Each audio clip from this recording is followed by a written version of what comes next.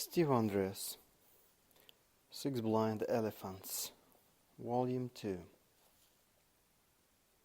page 29. Alternatively, if you are alone, you could open any book to a random page and cross out all the words that express some form of negation. Then go back and cross out the negations you missed on the first try. Finally, read what is left without the negations and notice how much meaning is lost. Not is a digital distinction that divides the world into two general categories, possible and impossible, existence and non-existence, love and not love, etc. Occasionally we use another word to make not into an analog distinction, as in not quite or not really. But if there is no qualifier, not always indicates a digital categorization. Very small children begin by assuming that everything is real and true. The ability to negate develops around the age of 2. When a very small child watches TV, it is unquestionably real to them, no matter what you say about it. Saying no to a small child before the ability to negate develops is meaningless to them, though of course they will respond to any nonverbal restriction or blocking of what they are doing. As soon as the ability to negate develops, children use it to assert their desires and independence, which is why parents often call this period the terrible twos, TWOS, T-W-O-S. Two, terrible twos, okay. Writing a book like this would be impossible without negation, and the same is true of most of our thinking and communication. Without negation, we would be able to do only a small fraction of what we do naturally and effortlessly with language. Without negation, another language, mathematics, would be reduced to addition and multiplication, which is a form of addition. Without mathematics, we would have developed very little of the comforts of advanced technology that we enjoy today. Processing negation. When a dolphin wants to indicate that it will not hurt or harm a human trainer, it will place its mouth over the trainer's hand, press very gently as if it were going to bite, and then stop. A dolphin could bite through your wrist as easily as you can bite through a potato chip. Curiously, when we use negation in language, we do much the same in our internal experience as the dolphin does in actual behavior. If I say to you, I won't bite you, and pay close attention to my internal images, I see an image of beginning a process of moving toward you and biting, and then I stop short and retreat. There are a variety of ways to represent negation internally, but they all start with some kind of image of scope that is to be negated, followed by an image of a different experience. The first image may fade away or be replaced by some other scope, or it may be cancelled in some way, blacked out, or by superimposing the internal symbol of the red circle with a slash through it. Although negation is an indispensable part of our language, our mental processing is still much the same as a dolphin's behavior. We can't think of a positive image of not going to the store or not caring. We think of going to the store or caring and then interrupting it and go to its opposite or to some other image. We think first of what we won't do, interrupt that, and then think of something else. This is why it takes somewhat longer to process negations in order to understand them.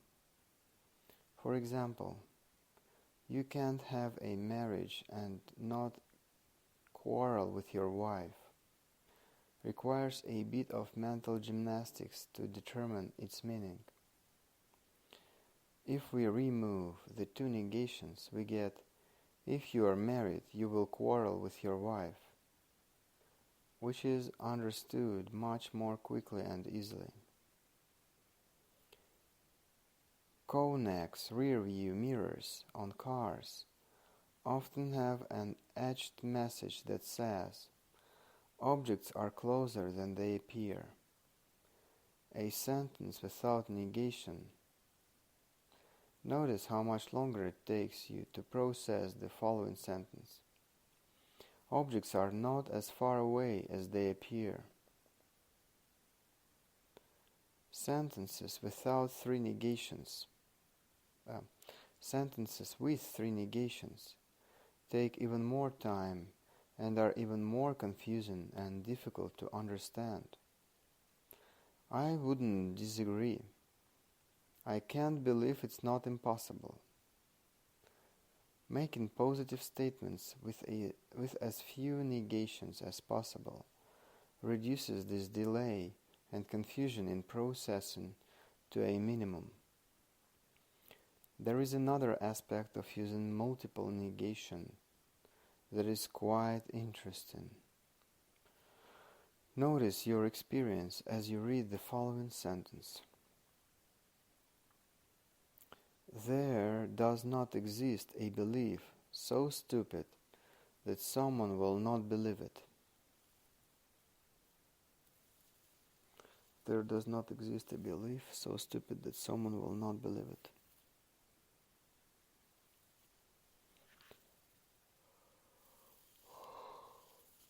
Now, read the following sentence, which expresses the same idea without negation. Some people believe very stupid things. As already mentioned, processing double negatives takes longer, but this also makes the sentence more noticeable and memorable. The last sentence is mundane, easy to process, quickly forgotten, and would never find its way into a list of wise quotes. When you really want someone to remember something, stating it with a double negative will make it easier for them to recall, and the message is more likely to stick. So, if you want one member of a couple to remember how much the other loves them, something that is so easy to forget in the heat of an argument, you can say, no matter what happens, you cannot remember how much he loves you. You cannot is a way to easily create double negation for any content whatsoever in order to make it more memorable. Non-verbal signals.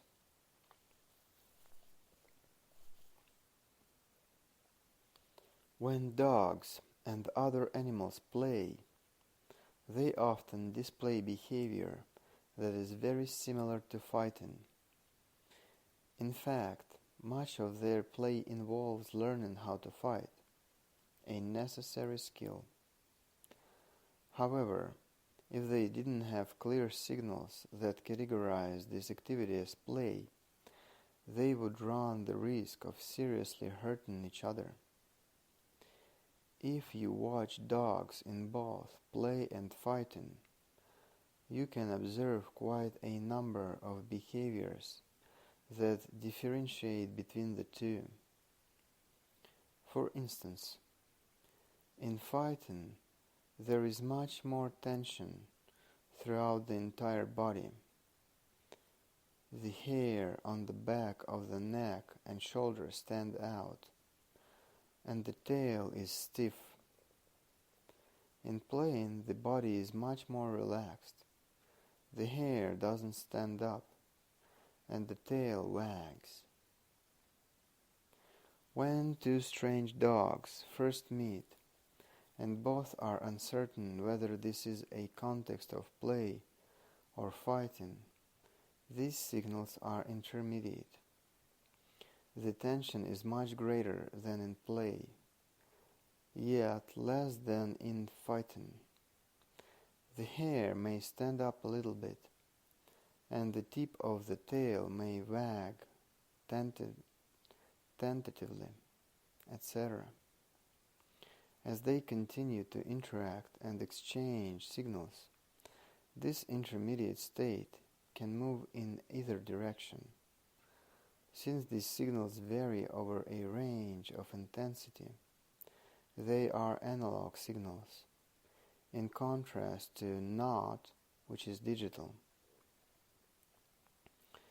If two dogs are playing and it gets too vigorous, a dog that is hurt will yelp and withdraw, as if to say, "Too much," to keep the play from slipping into fighting. The analog signal for play became too intense and reached a digital threshold for the dog that was hurt, and it responded with a digitally different signal, yelping and retreating, rather than playful biting. Now, the interesting question is, when dogs play, are they sending a nonverbal signal? This is play. Or are they sending the message, this is not fighting? When two strange dogs first meet, they send two sets of signals, one for play and one for fighting. Both are attenuated and both are positive. When the incongruency is resolved, they only send one set of signals, either for category play or the category fighting.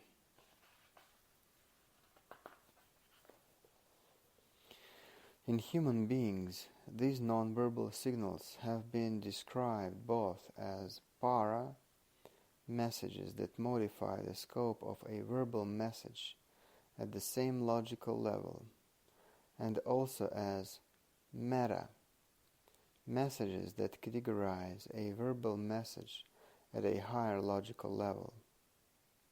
However, I have not seen any clear criteria for determining whether a given nonverbal behavior is a para message or meta message, resulting in confusion.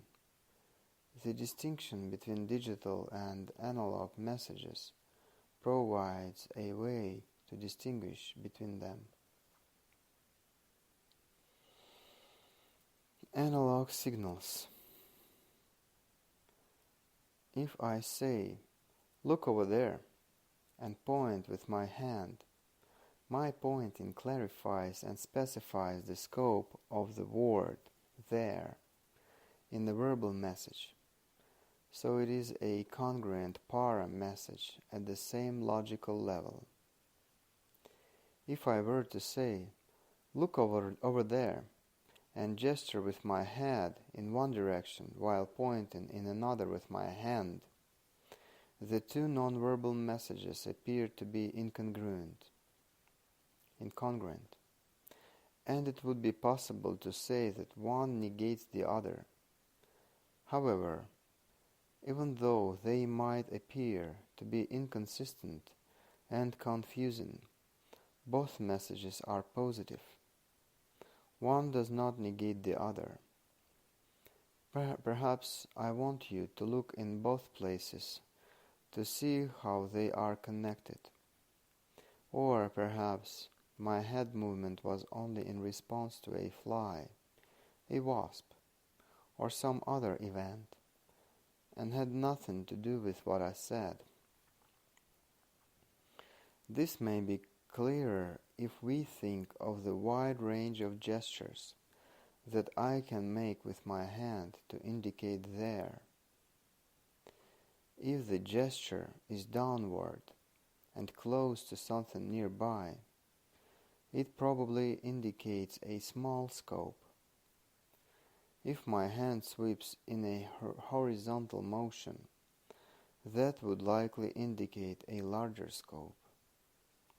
And if the sweeping gesture is higher than the horizon, an even larger one. If you imagine many other hand gestures, you can easily verify how each one indicates a somewhat different scope of space or time. If I say, "I like her," my volume and tone of voice can modify the meaning of "like" along a broad analog range for minimal tolerance to robust enthusiasm. Other example of a para message that qualifies or modifies the verbal message. Even the simplest communication is very redundant, exposed by many different nonverbal behaviors, in addition to any verbal one. So there will usually be many of these analogical para messages. When a dog expresses only the nonverbal behaviors that accompany play, multiple redundant para messages collectively communicate. This is play, a positive categorization. Some psychologists and philosophers have thought that they are communicating, not fight, but I think this is an error that has led to significant misunderstandings.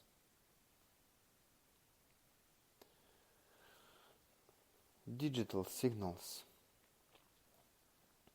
In human communication, some non-verbal messages can be described as digital meta-messages that categorize the verbal message at a different logical level, in contrast to the analog para messages that specify scope. There is a story about a linguist lecturing about negation who said, "While some languages use a double negative to convey an affirmative, no language uses a double affirmative to convey a negative." A student at the back of the room called out sarcastically, "Yeah, right." Sarcasm is only one of many nonverbal signals that can indicate negation. A shake of the head, a sneer, a snort, a raised eyebrow, or wry look can negate what is being communicated. A nod, a smile, or a downward inflection at the end of a sentence can validate it. These nonverbal digital negations or validations of what is being said are at a higher logical level because they categorize whatever is said into one of two very general categories: true things and untrue things, play or flight, business or pleasure, etc. Para messages are analog, while meta messages are digital, which should make them easy to distinguish. However, every verbal communication is fundamentally analog, a given scope of experience. It can be understood either as analog or digital, depending on both the intent of the communicator and the interpreter of the receiver, or and the interpretation of the receiver. And sometimes it is difficult to decide between the two. For instance, if someone speaks to you in a language you don't understand, their intended digital message will be received as analog gibberish, since the digital meaning sent can't be understood. In ordinary conversation, a speaker may say always digital, but a listener may hear most of the time analog, and vice versa. So it really depends on who is categorizing, and this could be either the sender or the receiver. When we are communicating effectively, we agree on which parts of the communication are analog and which are digital. In face-to-face communication, people are always attending to many nonverbal messages, either consciously or unconsciously, because they are such important indicators of what kind of interaction we are involved in. Even we read a typed written message in which the nonverbal communication is almost entirely absent. We do our best to categorize what kind of message it is. What exactly did Aunt Martha mean when she wrote about the living room chair being an interesting style? Was that a criticism or a compliment? Simply descriptive? Or is she sending a message about how observant she is? When a digital meta message is congruent with the verbal message, the communication is ambiguous, and the listener may respond to one message or the other or both.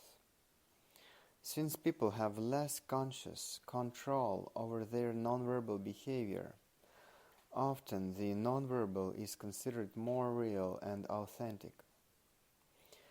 So people often trust and respond most strongly to that message. The most elegant response is to acknowledge and respond to both messages.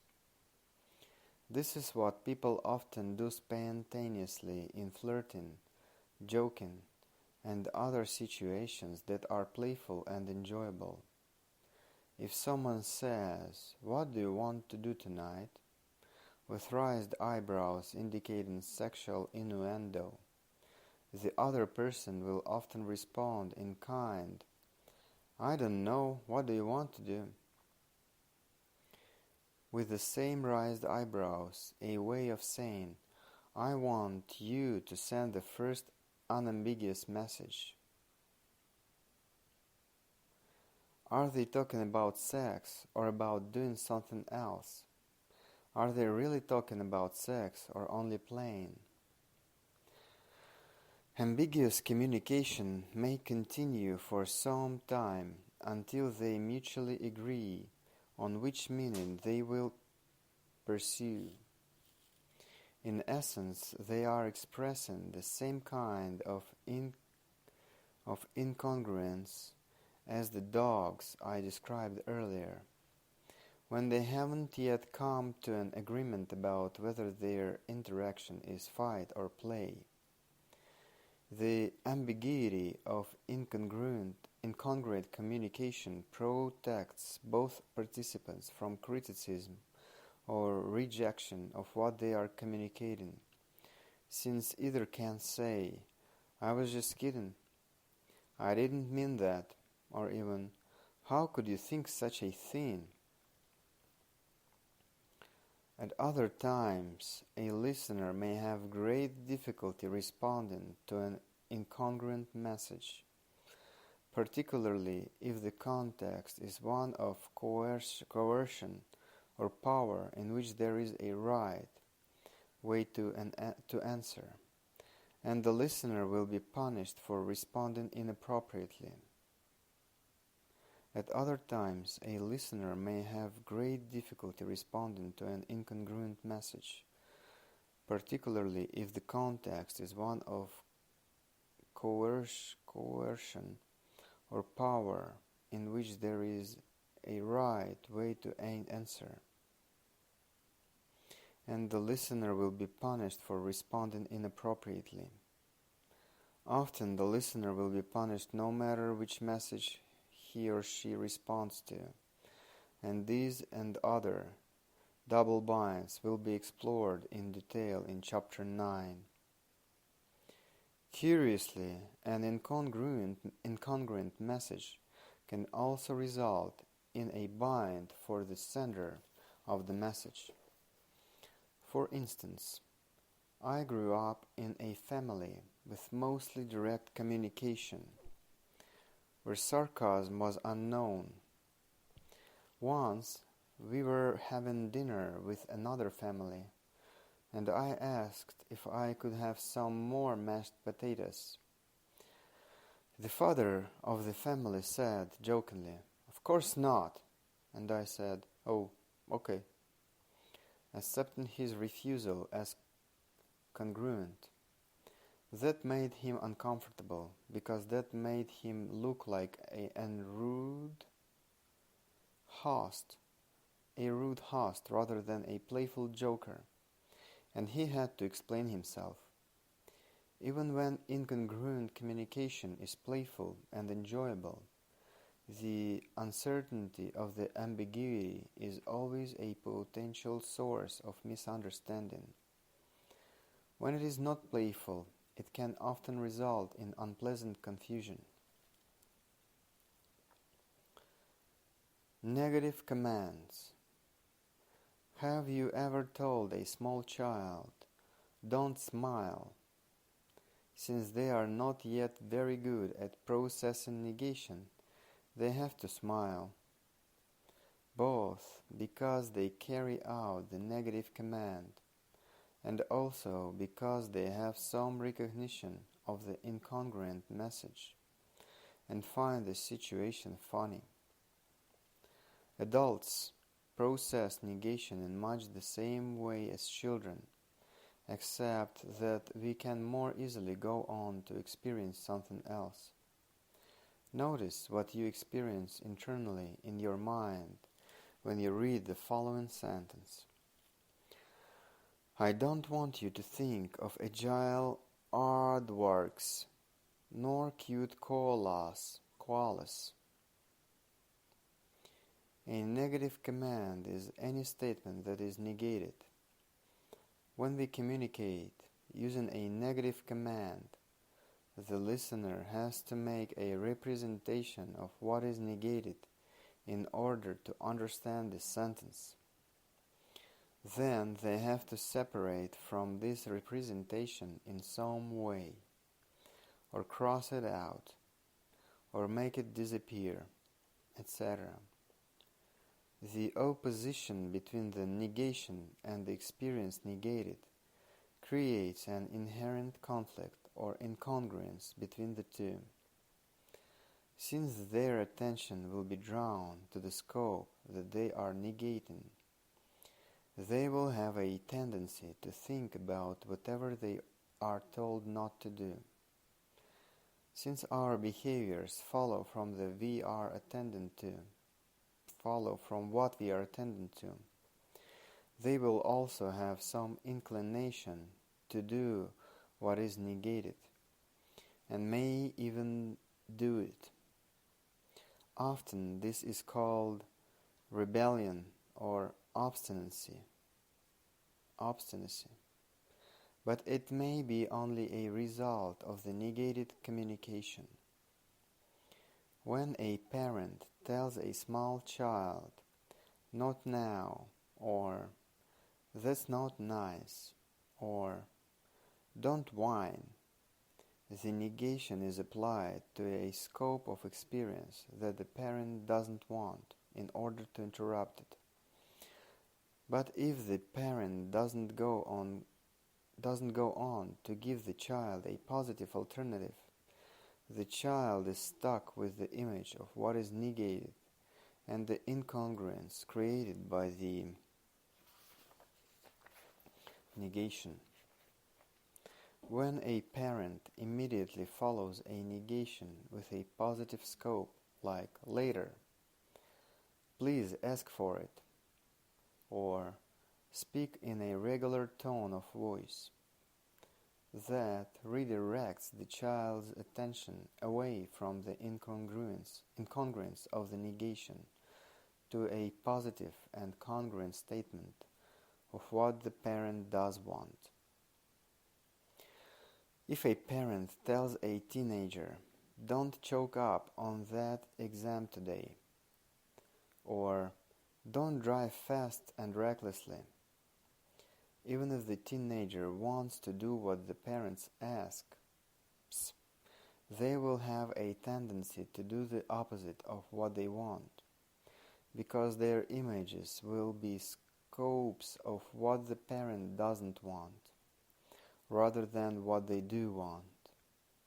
And these images direct attention and elicit behavior. Of course, negative commands can be used in a positive way by changing the content of what is negated.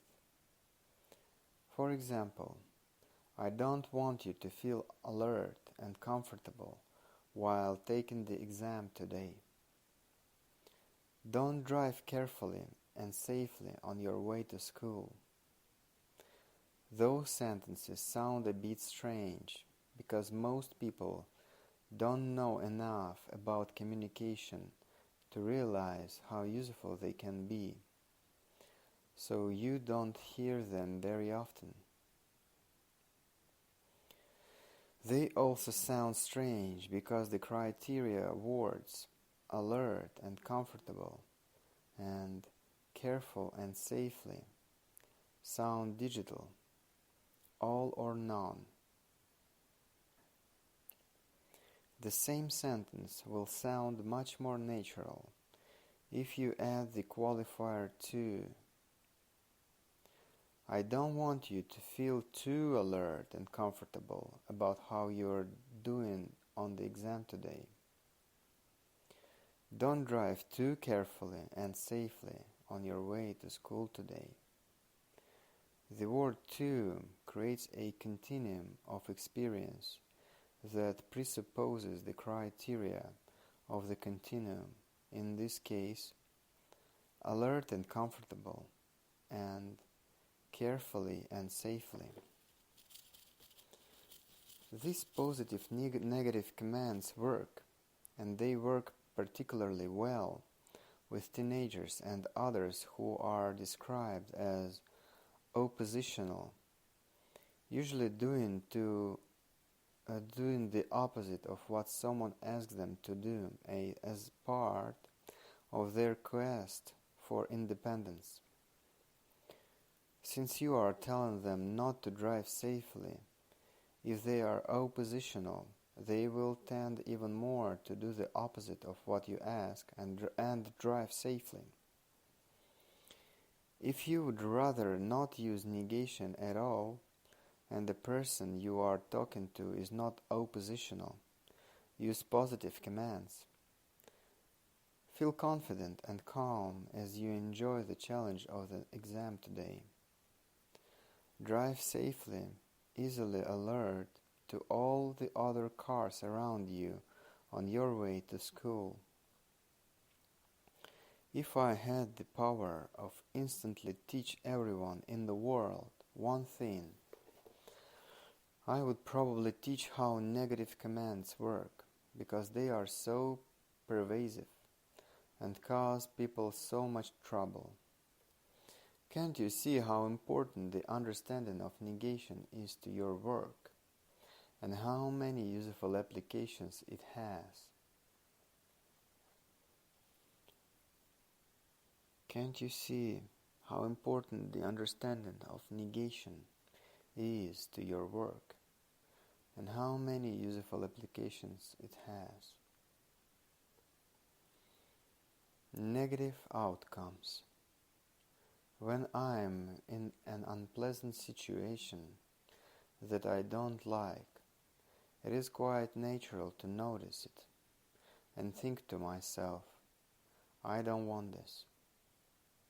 As a first step toward improving the situation, however, there is what is called a negative outcome, a representation of what I don't want. When I do this, I think of what I don't want rather than what I do want instead. If I immediately move on to ask myself, what do I want instead? The answer to that question is a positive outcome that I can then try to reach with whatever resources I have at my disposal. Of course, that is what most people do most of the time. I feel cold, so I think of warmth and how I could become warm. However, quite often, people get stuck in a negative outcome and don't move on to think of what they do want. I don't want to eat so much. I hate my husband's constant criticism. If only that noise would stop. I wish my wife wouldn't talk so much. My child is so messy. Whenever someone complains about something, they are likely to have a negative outcome in mind rather than a positive one. When you have a negative outcome, the only thing in your mind is a representation of the problem. Not only is this very unpleasant, it makes it very hard to find a solution. Having a negative outcome in mind can even make a situation worse, because it draws my attention to what I do want, as you can easily discover with a brief experiment. Think to yourself, I don't want to eat so much, and notice your internal experience when you do this. Mine is to think of moving toward large amounts of variety of foods, and then I feel myself backing and turning away from this image. I feel a pull to eat the food, and then I push away the image and turn away from it, leaving me with a small feeling of unresolved conflict between these two directions. Our internal representations are seldom or never